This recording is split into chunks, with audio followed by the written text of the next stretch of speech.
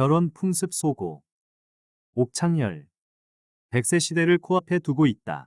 수명이 늘어남에 따라 결혼을 두세 번 하는 사람이 늘어날 거라 한다. 검은 머리 팥불이 될 때까지 해로하라던 결혼식 줄에서도 이제는 바뀔 때가 되었다는 목소리가 나온다. 서구 문명의 영향을 받은 우리 민법은 일부일처제를 규정하고 있다. 우리는 이미 머리가 아닌 가슴으로 이 제도가 가장 합리적인 것으로 받아들이고 있다. 그런데 유교 문화권에서는 공식적으로는 일부일처제를 이상적인 것으로 간주하면서도 자식을 낳아 대를 잇는 혈통계승을 중시하여 축천 문제에는 관대하였던 것 같다. 만세사표로 존경받는 공자와 맹자가 첩이 있었고 조선시대 성리학의 거두인 퇴계와 율곡도 첩이 있었다고 한다. 율곡의 어머니 신사임당은 임종 때 남편에게 재혼하지 말아달라고 신신당부하였는데 사후 한 달 만에 재혼해버리는 바람에 율곡이 상심하여 일시 스님이 된 적이 있었다. 그런데 자신도 나중에 첩을 하나도 아니고 둘씩이나 드렸다고 하니 입에 풀칠하기도 바빴던 일반 민중에게 축첩은 먼 나라 이야기였다. 한 명의 아내를 먹여 살리는 것만도 버거웠을 터. 삶이 팍팍하니 부부간에 오가는 말도 천박하였지만 서로 말을 존대하던 양반집 부부보다 정은 오히려 두터웠다는 말이 있다. 무슬림 국가는 합법적으로 4명의 아내를 둘 수 있는데 놀랄 것 없다. 한글을 창제한 세종대왕은 6명의 부인에게서 18남 4녀를 두었고 고려를 건국한 태조왕건은 지방후족과의 결혼정책을 빌미로 29명의 부인에게서 25남 9녀를 두었다.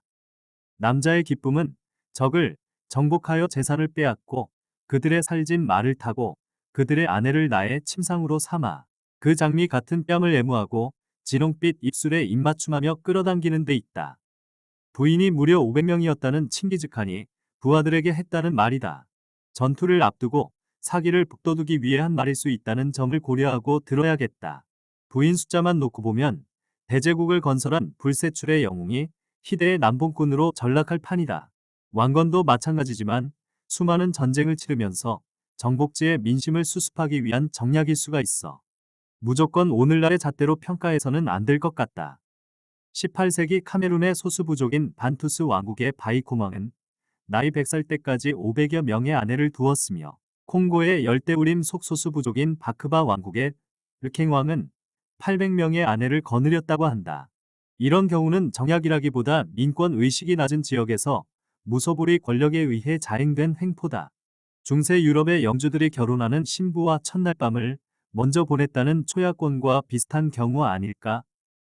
새마을 운동의 정신적 기초를 닦은 유태영 박사가 이스라엘 유학 시절에 정통파 유태인의 집을 방문했는데 주인 영감이 4명의 아내를 거느리고 있었다. 씨앗 싸움에 돌부쳐도 돌아앉는다는데 아내가 4명이면 맨날 짖고 볶지 않겠는가 싶어 물어보니 제일 나이 많은 첫째는 어른 대접을 받고 둘째는 집안 대소사를 관장하며 셋째는 돈을 맡아 관리하고 제일 어린 막내는 남편의 사랑을 제일 많이 받으며 서로 사이좋게 산다고 하더란다. 류 박사에게도 아내가 몇 명인지를 묻길래 당연히 한 명이라고 하였더니 신의 축복을 좀 더 받으시라면서 측은하게 바라보았다고 한다. 류 박사는 사회학이 전공이라 풍습에 관심이 많았는데 아프리카 여행길에 17쌍이 집단 결혼 생활을 하는 원시 부족을 보게 되었다. 밤에 잠자리는 어떤 식으로 누워서 자나 궁금하여 물어보았더니 17쌍이 한꺼번에 누워서 자는 건 아니고 리더가 짝을 일주일씩 교대로 바꾸어 준다는 대답이 돌아왔다. 당시 원주민이 류 박사에게 당신네는 결혼을 어떤 식으로 하느냐고 물어서 우리는 당연히 일부일처다라고 했더니 그런 미개한 성풍속이 있느냐? 한 사람과 지루해서 평생을 어떻게 사느냐고 반문하더란다. 그 원시 부족인의 생각으로는 문명사회인 우리의 일부일처제가 고루해 보였던 모양이다. 인류학자 J.P. 머독의 조사에 의하면 일부일처를 고수하는 경우는 대략 25% 정도에 불과하고 70%는 일부다 처제라고 한다. 나머지는 아프리카 등지에서 한 여자가 남편을 둘 이상 거느리는 일처다부나 복수의 남녀가 공동 결혼하는 집합혼, 티베트에서 한 여자가 형제 여러 명과 한꺼번에 결혼하는 형제 공동결혼 등 다양한 형태로 나타난다. 물론 한 명 이상의 배우자와 결혼하는 복혼제 사회에서도 대다수 사람은 경제적인 문제 때문에 일부 일처제를 따르고 있다고 한다.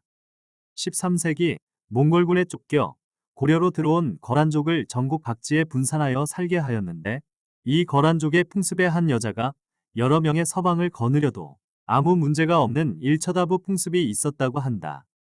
만약 너희가 공평하게 돌볼 수 있다면 너희들은 선택에 따라 두세 명 또는 네 명의 여인을 아내로 삼아 그들을 돌볼지어다.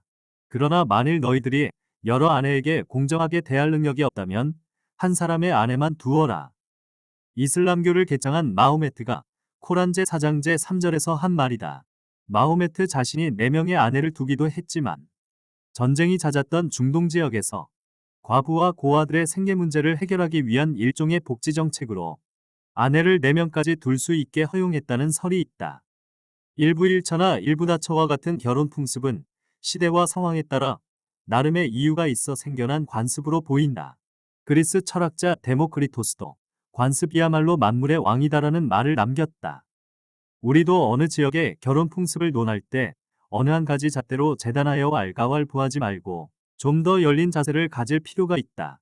일부 일처제가 가장 이상적인 혼인 형태라는 점에 대해서는 이론의 여지가 없지만 다른 형태를 무조건 비난하는 것도 옳지 않다는 것이다.